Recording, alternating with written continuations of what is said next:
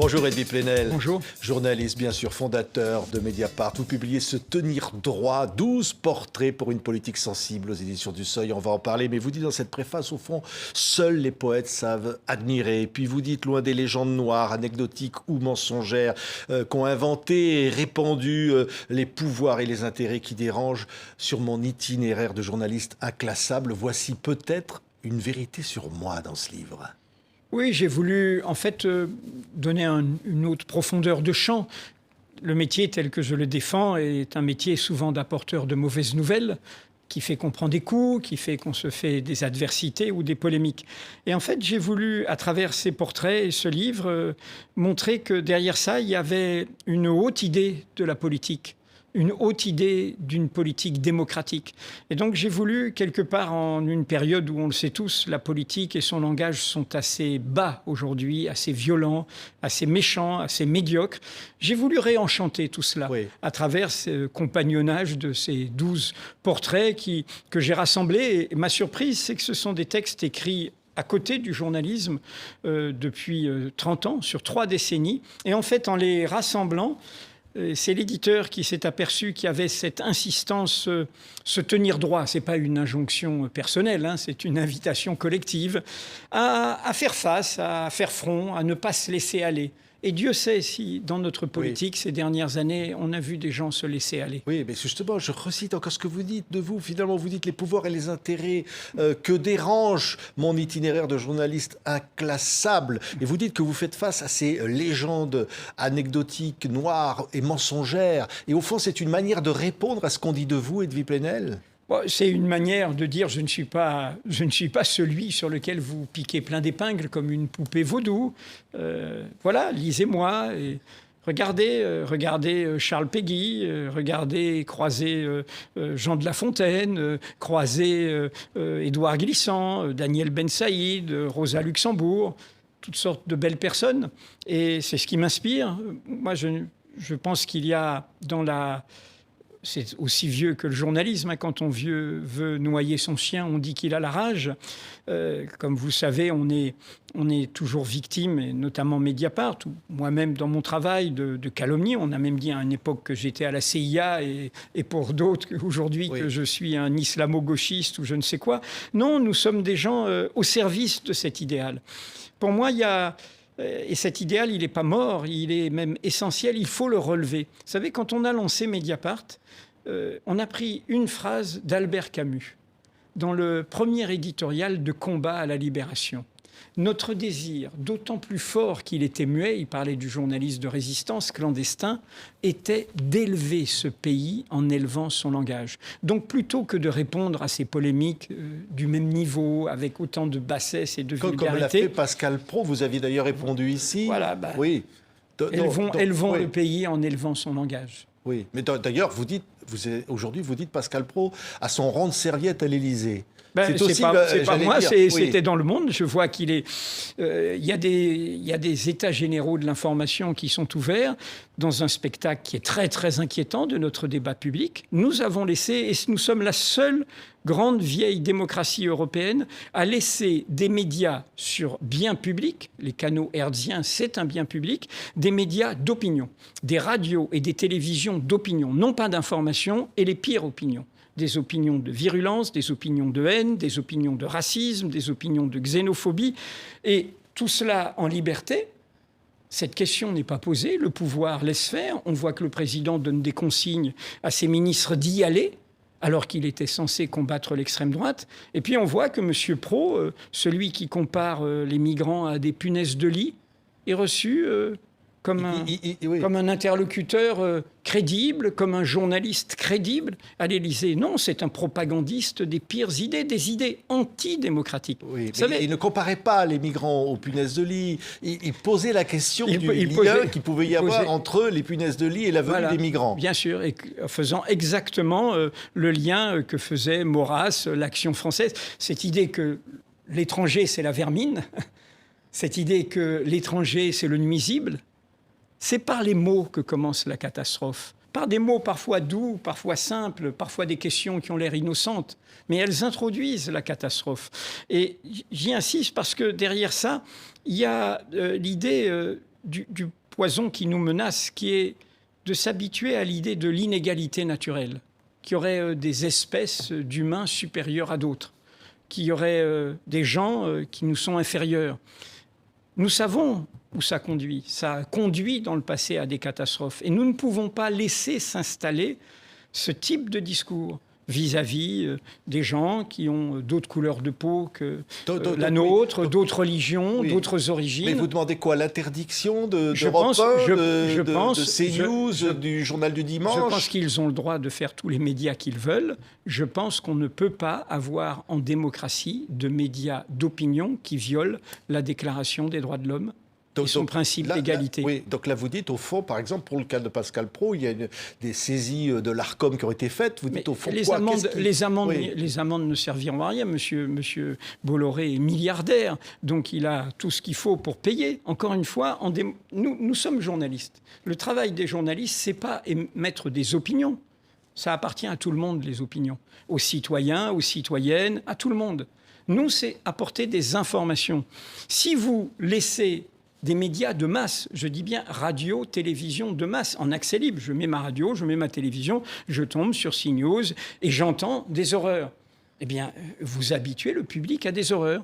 Ces idées-là ne doivent pas avoir droit de citer dans le débat public. Encore une fois, le racisme, ce n'est pas une opinion, c'est un délit. Oui, mais à l'Assemblée nationale, il y a par exemple eu un échange très vif avec la députée de la France insoumise, Hercia Soudé, qui a accusé M. Darmanin, le ministre de l'Intérieur, entre guillemets, de nourrir la bête immonde concernant un incident qui avait eu lieu à Montpellier.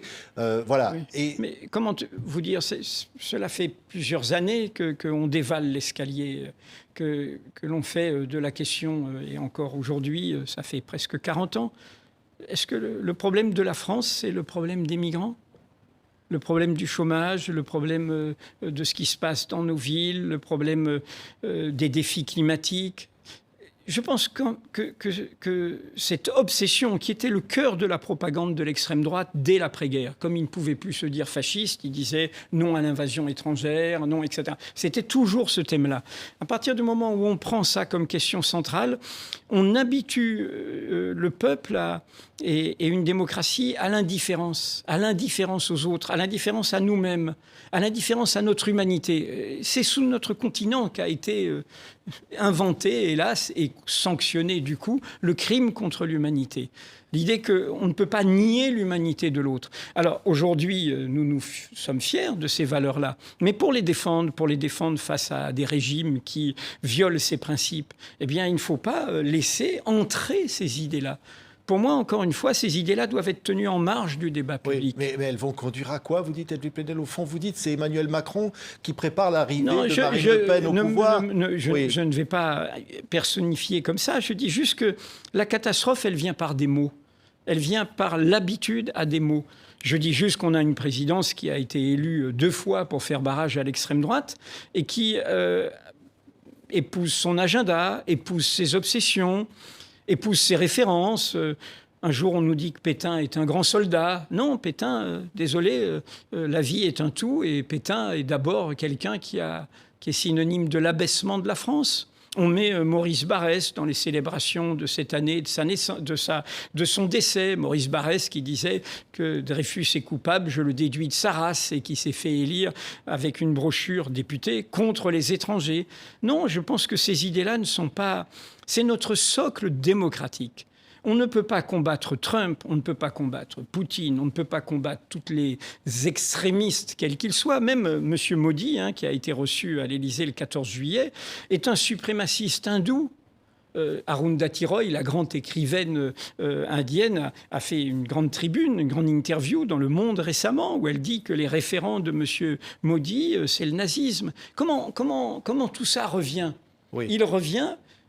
pas en se proclamant nazi, mais d'abord en acceptant cette obsession de l'autre, cette obsession du migrant, cette obsession du musulman, cette obsession du différent. On ne peut pas transiger avec ça. Et que ce soit en politique, mais aussi dans l'espace public. Et pour moi, mon alarme, et d'où mon invitation à se relever et à se tenir droit, c'est qu'il y a un grand effondrement de notre débat public aujourd'hui.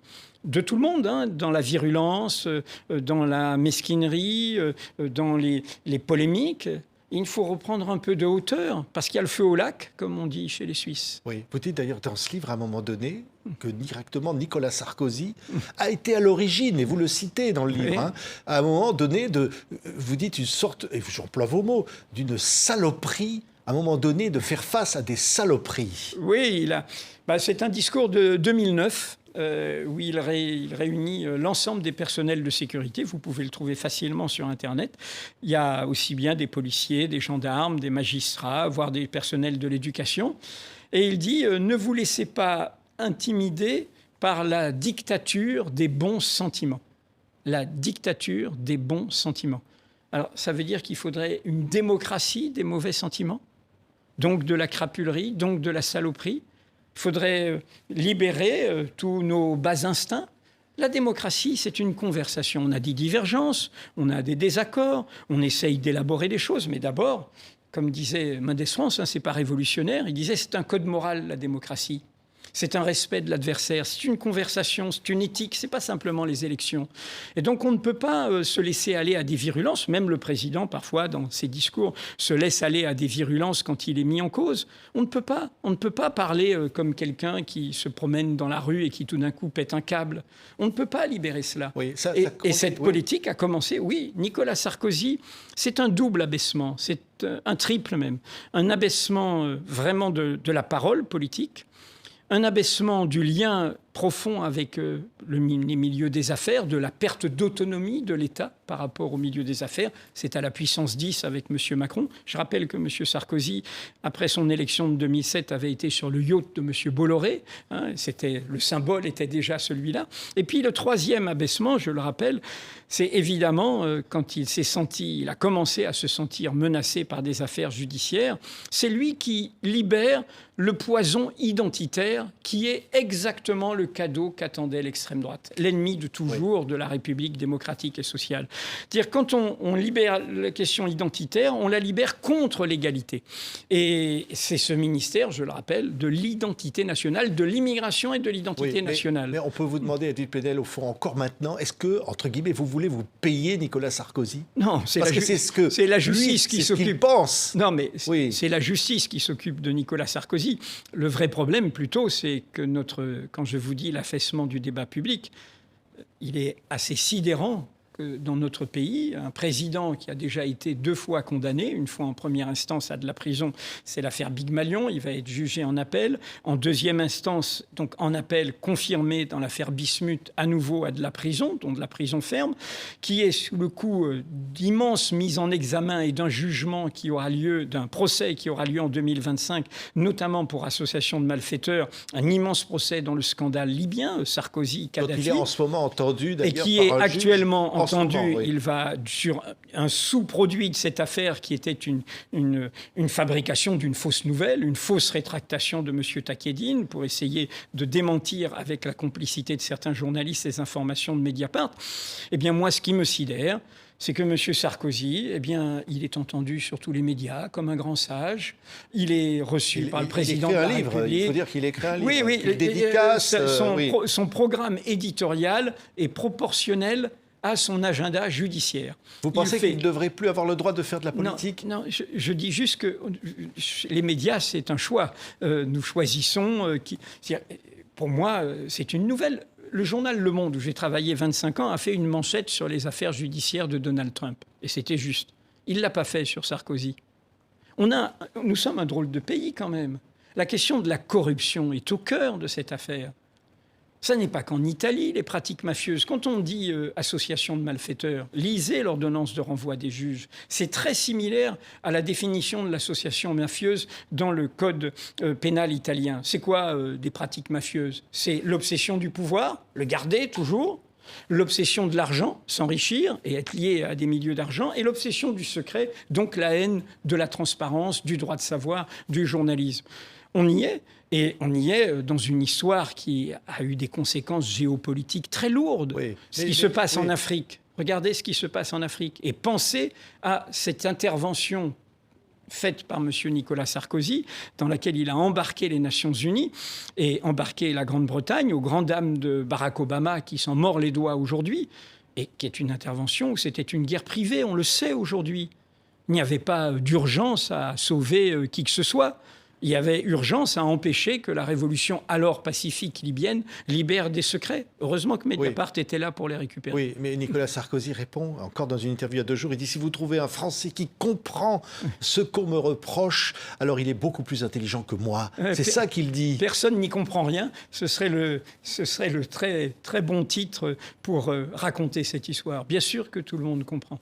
Tout le monde comprend. Et plus c'est gros, plus ça passe. Il a dit dans une émission, et notre confrère Patrick Cohen ne l'a pas relevé, il a dit que, par exemple, ce que Mediapart avait publié, un document qui attestait d'une promesse de financement libyen, que c'était faux et que Mediapart avait été condamné pour ça.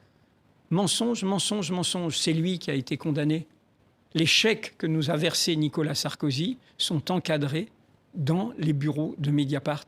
Il a été condamné aux frais de justice pour nous avoir accusés d'avoir fabriqué un faux, d'avoir dit des choses fausses. Donc, il faut se ressaisir un petit peu. Vous avez d'autres révélations à venir? Vous continuez d'enquêter? Là, la justice a quand même fait un travail en grande part grâce à nous, mais elle a d'autres moyens que nous, et puis l'instruction est close. On enquête surtout, il y aura... Au moment où nous parlons, d'autres révélations sur d'autres sujets sont en cours à Mediapart. Au fond, je ne crois pas qu'il n'y ait un jour sans révélation dans un domaine ou dans un autre, que ce soit la corruption et les affaires politico-financières, que ce soit des trafics d'armes d'armes dangereuses, que ce soit les affaires de violences sexistes et sexuelles. Dans tous les domaines, Mediapart enquête. Mais pourquoi ? Parce qu'au fond, notre époque appelle ça. Nous sommes une époque où on a l'impression que tout se dit sur les réseaux sociaux. Mais pendant ce temps-là, les pouvoirs font tout pour se barricader. D'ailleurs, cette présidence l'a fait en essayant d'empêcher la présence des journalistes à l'Élysée à un moment, en essayant même, vous vous rappelez, au moment du Covid, de faire un site où quels étaient les bons articles de référence, en essayant de valider le journalisme. Là, il y a peut-être une loi pour permettre d'espionner les journalistes. Alors, le Parlement européen, c'est le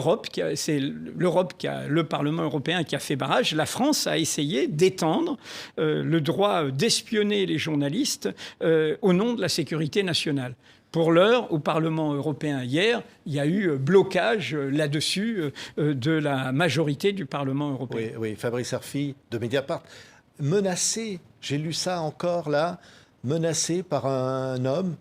Une des grosses affaires qu'a révélé Mediapart et sur lesquelles la justice a travaillé, qui est l'immense escroquerie à la taxe carbone, et avec un protagoniste, M. Mimran, qui est actuellement en détention, qui est un criminel condamné comme tel et qui est en détention au Havre. Et nous avons appris fortuitement que sa cellule a été sonorisée par la justice et de manière légale pendant 2 ans. Et qu'il ne menaçait pas seulement les juges qui l'ont mis en prison, mais il menaçait Fabrice. Il avait une obsession sur Fabrice Arfi, comme l'enquêteur le plus embarrassant pour lui. Fabrice Arfi a rassemblé toute son enquête dans un livre, d'argent et de sang, qui va donner lieu à une grande série télévisée qui sort ce mois-ci, réalisée par Xavier Giannoli.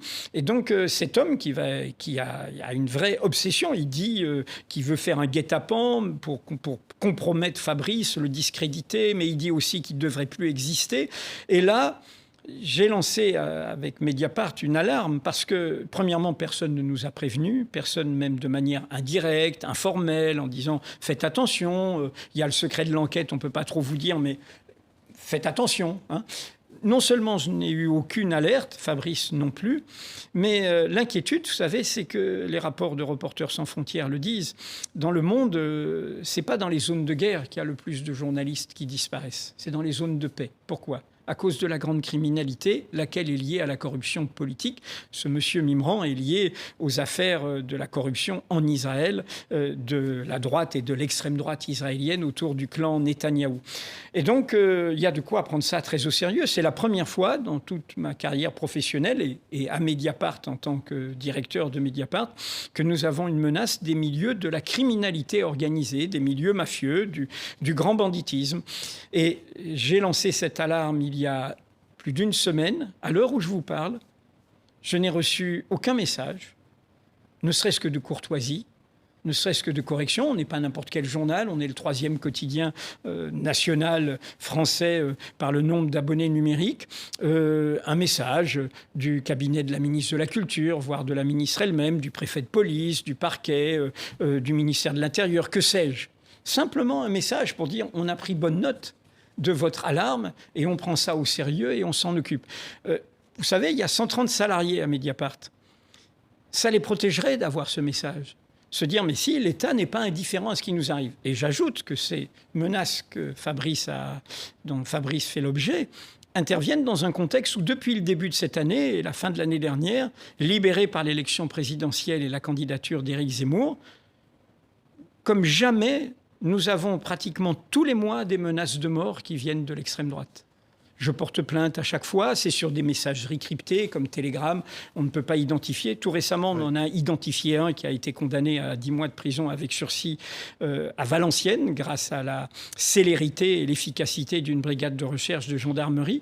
Mais cet appel dans mon livre à se tenir droit et à avoir une autre idée du langage politique, c'est aussi à faire attention que toutes ces virulences, toutes ces indifférences, parce que ça va de pair, eh bien, ne facilitent pas des passages à l'acte. Et voilà, donc nous avons très calmement, nous savons nous occuper de notre propre sécurité. Ce n'est pas un affolement de notre part. C'est simplement que, comment dire, on a le droit de ne pas aimer tel ou tel journal ou tel journaliste. Mais la fonction qui est la nôtre, elle est au service d'un droit fondamental.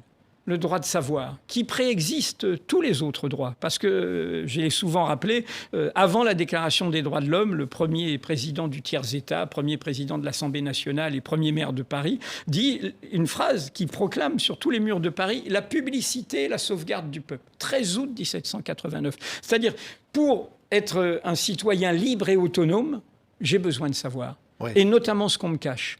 Tout ce qui est fait en mon nom et tout ce qui est fait avec mes impôts, je dois le savoir. C'est un droit fondamental. Et c'est ce droit qui me permet de conquérir, de défendre, d'inventer des droits.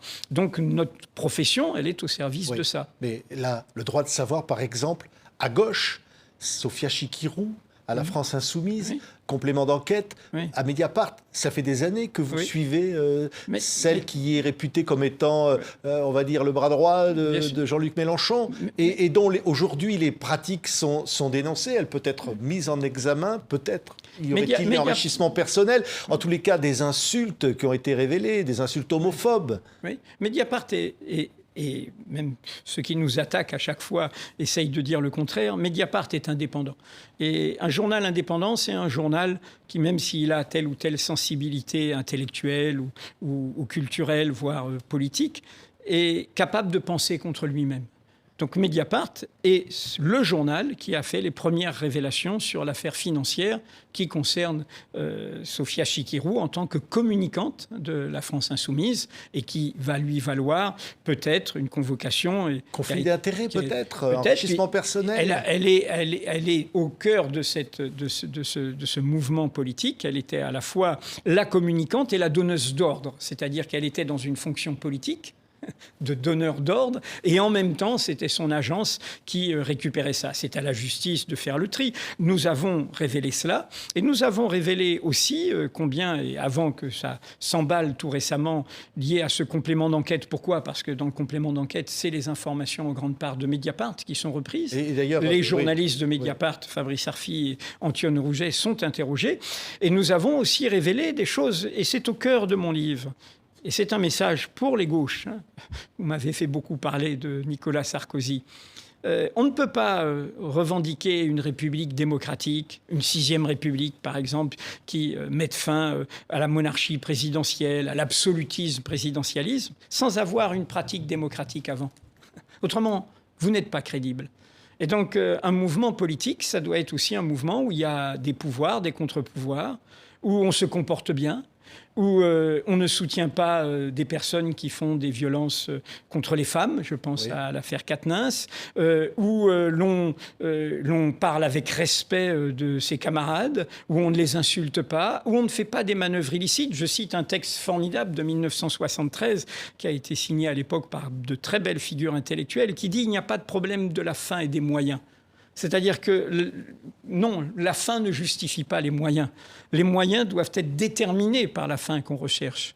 Et si l'on prétend rechercher justement une société plus juste, une société plus démocratique, une société plus digne, une société plus humaine, eh bien, on doit dès maintenant, respecter ça. Et les gauches doivent le savoir. Et Jean-Luc Mélenchon, quand même au premier chef. Parce qu'il a couvert M. Quatennens, il couvre Mme Chiquinot. Jean-Luc, le message est pour Jean-Luc Mélenchon, mais comme il a été, pour moi, pour les gauches, vous savez que pour moi, tout le chagrin aujourd'hui des gauches, la difficulté qu'elles ont à s'unir et leurs divisions qui sont fratricides, parce que plus les gauches se divisent, plus l'extrême droite a un boulevard, nous le savons tous. Mais vous savez, c'est une note à payer d'un moment où moi j'ai commencé comme dirait Brassens, ma mauvaise réputation. Je dis souvent que la mauvaise réputation, c'est l'hymne du journalisme que je défends. C'était sous la présidence de François Mitterrand, 14 ans. François Mitterrand est élu sur une promesse démocratique radicale, changer de République. Et nous sommes au jour des 65 ans de cette République qui s'honore d'avoir battu la Troisième République. François Mitterrand a fait tout le contraire. Il a renforcé le pouvoir présidentiel. Il a renforcé le pouvoir de nomination du président. Il a fait rentrer les communicants au cœur de l'Élysée. Il a renforcé les liens avec les milieux d'affaires, dont le symbole d'ailleurs c'était Bernard Tapie, qu'il a été promouvoir et chercher. Et donc la note à payer aujourd'hui, elle est celle-là. C'est-à-dire, c'est pour ça qu'il faut être intransigeant. Pour changer les choses, et j'allais dire pour convaincre les gens de vous suivre, parce que la politique, c'est un rapport de force, c'est un imaginaire, c'est une dynamique de rassemblement. Et c'est pour ça que je défends l'idée de la hauteur. Vous savez, le mouvement des Gilets jaunes, les révoltes des quartiers populaires, le mouvement contre les retraites, et je pourrais en citer d'autres, mais je prends les 3 grands derniers. Les gens, ils sont conscients de la question démocratique. Ils sont conscients de cette espérance d'une probité, d'une vertu publique. Mélenchon parle de ses derniers livres de la vertu, mais il ne parle pas du sujet de la corruption, alors qu'elle est là et qu'elle est présente. Et le 49.3, tout le monde a compris que ce n'est pas le nom d'un calibre. C'est l'argument pour faire taire le débat démocratique, pour faire taire l'Assemblée.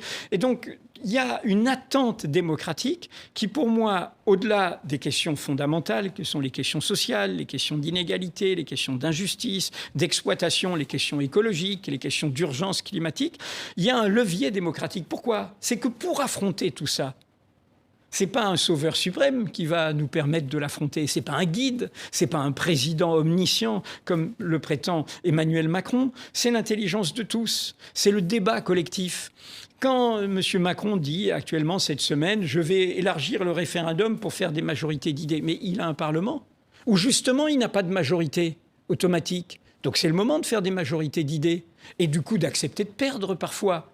Et non, on fait le 49.3 parce qu'on refuse de perdre. Tout enfant comprend ça. Dire, ah bon, il y a une règle du jeu, tant que je gagne, c'est bon, je respecte la règle. Ah mais si je risque de perdre, c'est fini, je sors mon bazooka, le 49.3. Donc, comment dire, peut-être que certains, en m'écoutant, vont se dire, mais ce type, il rêve, c'est un utopique.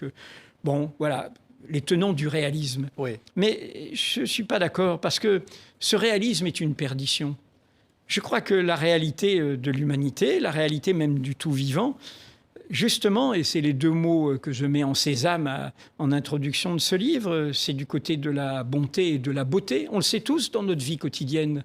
On aime que les gens soient bons avec nous. On aime regarder un superbe paysage. Je crois vous savez, le premier personnage qui ouvre ce livre, c'est une femme, Rosa Luxembourg, qui a été une grande social-démocrate. Elle a été beaucoup plus longtemps social-démocrate que le bref temps où elle a été communiste spartakiste. Et c'est elle qui a mis en garde Lénine et Trotsky sur les risques de la dictature. Mais pendant les années qu'elle passe en prison, parce que c'est l'autre symbole en 14-18, il y a Jaurès est assassiné et elle est assassinée à la fin, en 19. Et elle est tenue en prison pendant toutes ces années. Et elle n'arrête pas de parler de la nature. Elle n'arrête pas de parler des animaux. Elle n'arrête pas de dire combien, elle qui est dans la politique, mais elle dit, Dieu sait si j'assume d'être dans la politique. Mais c'est là qu'est le monde. Et je dis ça parce que ce texte qui est repris, je l'ai fait pour accompagner une amie très chère, Anouk Grimbert, qui avait fait un superbe spectacle avec les lettres de Rosa Luxembourg. Et voilà, pour moi, ça ne veut pas dire ne pas être solide, ça ne veut pas dire ne pas affronter. Et Rosa Luxembourg a affronté des débats, des polémiques, des tout. Mais c'est ce que j'appelle une politique sensible. Le monde est fragile, l'humanité est fragile. Et donc c'est en ayant conscience de cette fragilité qu'on peut faire une politique pour tous, une politique du commun. Oui. Anouk Grimbert, la voilà, magnifique comédienne, magnifique peintre, magnifique femme, tout simplement. Elle vient de témoigner dans l'affaire Gérard Depardieu. À Mediapart, vous avez donné la parole à un certain nombre de femmes qui ont accusé le grand acteur, qui a fait une lettre ouverte il y a quelques jours dans le Figaro, et qui a mis en cause le témoignage de Charlotte Arnoux. Et c'est pour la soutenir que Anouk Grimbert a écrit quelques mots. Anouk Grimbert qui a joué avec Gérard Depardieu il y a encore 2 ans. Elle avait joué avec lui lorsqu'elle était la femme de Bertrand Blier, qui a fait débuter Gérard Depardieu. Et aujourd'hui, elle a des mots extrêmement durs. Elle dit « Charlotte, je sais que tu dis la vérité, je le sais parce que je connais Depardieu. Sa célébrité, l'impunité ont ravagé son humanité. Il ferait mieux de se taire, demander pardon, ne pas continuer le crime par le déni du crime, avant de mourir, qu'il redevienne un homme. » Voilà ce que dit Anouk Grimbert de Gérard Depardieu. C'est un événement très important. Et même si elle refuse ce mot, je dirais que ça demande beaucoup de courage. On connaît ce milieu, hein, on connaît sa brutalité par rapport à avoir des contrats, pas avoir des contrats. Et Anouk Grimbert est sortie après cette lettre ouverte parce que elle sait tout cela et elle avait suivi, elle a toujours soutenu Mediapart, les 11 témoignages que nous avons publiés et qui sont très clairs. Charlotte Arnoux, c'est le seul cas qui est judiciarisé, hein, c'est pour ça qu'on en parle. Et ce que je trouve très très fort dans ce message très concis, très ciselé d'Anouk Grimbert, c'est qu'elle le fait avec elle aussi une très grande hauteur. Elle ne nie pas l'humanité de Depardieu.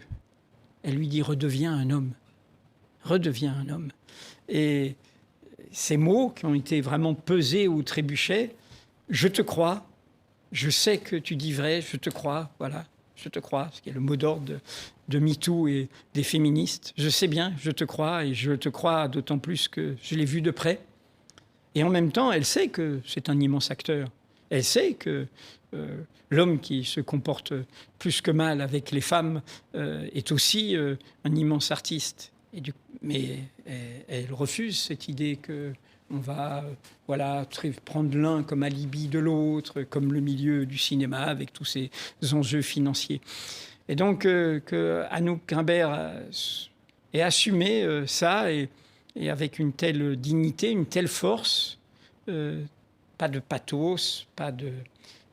voilà, très... Vous savez, elle se tient droit, Anouk Grimbert. Elle se tient droit. Oui, mais je disais, elle connaît très bien Gérard Depardieu. Elle a joué dans Merci la vie. Il y a bien plusieurs dizaines d'années. Il faut lui demander. Il faut lui demander. Oui. Je pense que déjà, elle dit... Voilà, elle dit... Vous savez, parfois, il y a des mots qui... Je suis bavard, mais je respecte aussi cette économie des mots. Et le silence qui va avec. Et Depardieu, qu'est-ce qu'il peut faire face à ça?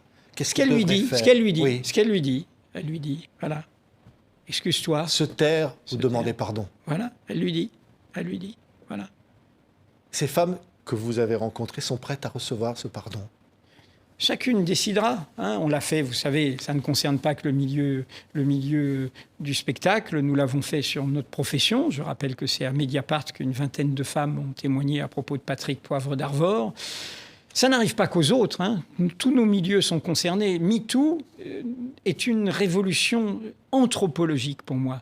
C'est une révolution universelle, hein, qui traverse le monde entier et qui bouscule ce que notre genre, à vous et à moi, a porté depuis des millénaires.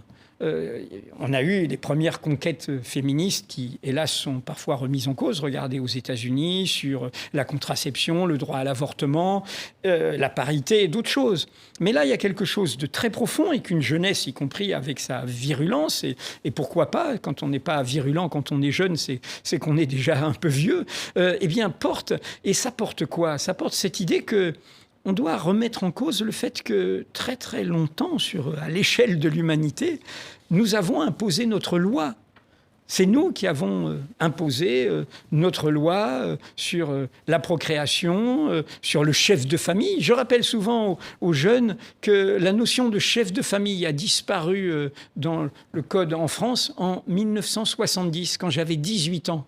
18 ans, vous voyez, pour dire que c'est une conquête si fragile. Hein, il y avait un chef de famille, hein, et c'était forcément un homme. Et donc cette révolution anthropologique, elle provoque beaucoup de choses qui déstabilisent des personnes plus âgées, y compris des femmes qui étaient de l'ancien féminisme, mais elle est totalement bienvenue. C'est la question de l'égalité qui est au cœur vraiment de ce que je défends. L'égalité, c'est le moteur de l'émancipation et c'est ce qui fait qu'on se pose y compris la question du vivant et de notre responsabilité à l'égard du vivant, des droits du vivant. Et donc, MeToo, on n'a pas fini d'en parler et Mediapart continuera ce travail qui doit profondément bouleverser, y compris notre façon d'agir, notre façon d'être, notre façon de décider, notre façon de nous imposer. Et tout ça doit profondément changer. Oui. Une seule forfaiture, un seul déshonneur suffit à perdre l'honneur, à déshonorer tout un peuple. C'est Charles Péguy que vous citez. Oui, je dis aux conservateurs qui me diabolisent de lire ce livre, parce qu'ils feront plein de découvertes et ils verront que, parce que dans l'auberge de Charles Péguy, il y a beaucoup de monde, y compris des gens qui sont en désaccord avec moi. C'est le thème de mon texte sur Charles Péguy, qui est un texte totalement inédit, que j'avais prononcé pour les 100 ans de sa mort. Tué à l'ennemi en 1914, c'était donc en 2014. Et Péguy, cette phrase, c'est le Péguy de notre jeunesse, hein, en 1910, quand il revient sur le combat fondateur de l'affaire Dreyfus. Moi, je suis un enfant de cette histoire des Dreyfusards, via la cause coloniale, puisqu'il y avait beaucoup de Dreyfusards comme Pierre Vidal-Naquet. C'était ça, c'était le combat. On ne peut pas accepter qu'une injustice soit faite en notre nom. Et on ne peut pas se dire que parce que c'est notre État, parce que c'est notre armée, parce que c'est notre drapeau, parce que c'est notre nation, on doit l'accepter. Au contraire, défendre notre honneur, défendre et être au fond finalement patriote, c'est se dresser contre ce crime officiel, contre cette injustice officielle. En l'occurrence, c'était la torture pendant l'Algérie. En l'occurrence, c'était de condamner un innocent pour Dreyfus. Et en l'occurrence, je vais faire une allusion à notre actualité récente. Nous avons une consoeur qui a été placée en garde à vue, Rayane Lavrieux, pour avoir révélé, grâce à une source qu'on essaye de bâillonner, au fond que des militaires avaient sonné l'alarme. Des Dreyfusards. Qu'est-ce que c'est les documents révélés par Disclose? C'est des militaires qui disent « Attention, chef, on a une mission là auprès de la dictature égyptienne, elle est détournée. » C'est ça les documents secret défense qui ont été révélés. Ils révèlent en fait une illégalité. Ils révèlent que ce que doit faire la France, c'est-à-dire aider une mission de surveillance, sert à tuer des civils. Sert à informer des avions égyptiens qui vont tuer des civils. Et c'est les militaires eux-mêmes.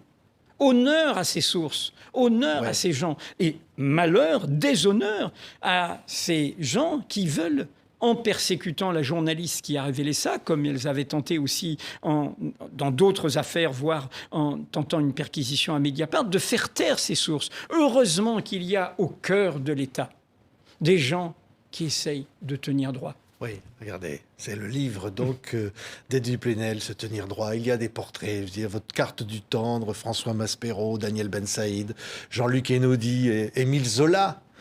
Joseph Fouché, Léon Trotsky, voilà, et ce sont des personnages comme ça, je sais pas, je dis par exemple Édouard Glissant, parce qu'il revient beaucoup, Édouard Glissant, vous dites, il rêvait d'être une âme vivante du monde, c'est l'expression. Oui. Par exemple, pour ce qui est de Glissant, oui. Mais il symbolise, j'allais presque dire, tous les autres, au fond.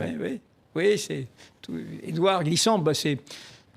Il y a en effet une sorte quand vous dites de carte du temps, une autobiographie masquée. Hein. Je suis un enfant de la Martinique, puis ensuite j'ai grandi en Algérie. Et au fond, je me suis engagé dans cette idée, y compris dans ce métier, de ce combat. Vous citiez Zola, de la vérité. Le texte sur Zola, c'est autour du roman qu'il publie, Paris, en pleine affaire Dreyfus. Et Zola voit son monde, il est rejeté par son monde. Le monde qu'il fréquentait, c'était un écrivain tout à fait officiel, président de la Société des gens de lettres, mais son monde est antisémite. Son monde est du côté des anti-Dreyfusards. Il fréquente l'homme qui a écrit La France juive et qui dirige la libre parole, le père de l'antisémitisme moderne. Et tout d'un coup, il a un sursaut. Pas politique, pas partisan, il a un sursaut, c'est une horreur. Et il se dresse. Et du coup, on l'oublie, hein, mais Zola va être en exil, un exil douloureux à Londres. Et puis, il va mourir, probablement, on le sait aujourd'hui, assassiné par quelqu'un qui bouche son conduit de cheminée. Et donc, tout ce fil... mais la vérité, c'est le combat. Là où Édouard Glissant vient réenchanter tout ça avec sa douceur, il m'appelait Eddie Oui. C'était un grand maître, et je l'appelais double maître, parce qu'il faisait 2 mètres. Oui. Et pour moi, Édouard Glissant, c'est un arbre de vie, vous l'avez dit. C'est la Caraïbe, la créolisation, le tout-monde, cette idée du tout-vivant du monde, et puis cette idée qui est son concept clé de la relation. De la relation. Le refus de ces identités mortifères qui se prétendent closes, qui se prétendent fermées, qui sont des identités qui vont mourir. Une plante, elle a besoin de radicelles, elle a besoin de rhizomes, elle a besoin de l'humus, de l'air, elle a besoin des autres plantes. Et donc Glissant, c'est derrière sa philosophie, derrière ses engagements, derrière sa poésie, derrière sa poétique qui est aussi une politique, il y a ce chemin vers l'autre. Il disait je change et changeant avec l'autre, comme nous venons de le faire, sans me perdre ni me dénaturer pour autant. Je pense qu'on ne se trouve soi-même qu'en allant vers les autres. Et que le sel de notre métier, c'est aussi de nous obliger à aller voir d'autres qui ne sont pas comme nous, à nous occuper d'autres qui n'ont pas notre confort, à nous mettre, je le dis, en intranquillité. Ça, c'est aussi c'est un mot qui a été forgé pour un autre poète, Fernando Pessoa, l'intranquillité. Ne jamais se croire arrivé, ne jamais se croire installé, ne jamais se croire posé, se mettre en intranquillité, se mettre en veille. Et c'est ma façon de dire que ce métier, le nôtre, est pour moi aussi, un mode de vie. Merci. Merci infiniment. Edwy Plenel, se tenir droit. Et j'aime bien finir par une chanson, et vous en citez plusieurs dans ce livre. Il y en a une, la voix merveilleuse de Marc Augeret, qui chante Le temps des cerises. On l'écoute. Et le merle-moqueur. Ouais, c'est une chanson qui touche ce merle-moqueur. Daniel Ben Saïd, j'en parle à son propos. Il avait, pour moi, je lui rends hommage en disant que c'était un merle-moqueur. C'était aussi un grand frère. Un grand frère d'élection. Il y a des coups de foudre d'amour, il y a aussi des coups de foudre d'amitié. Salut Daniel. Merci Edwy Plenel.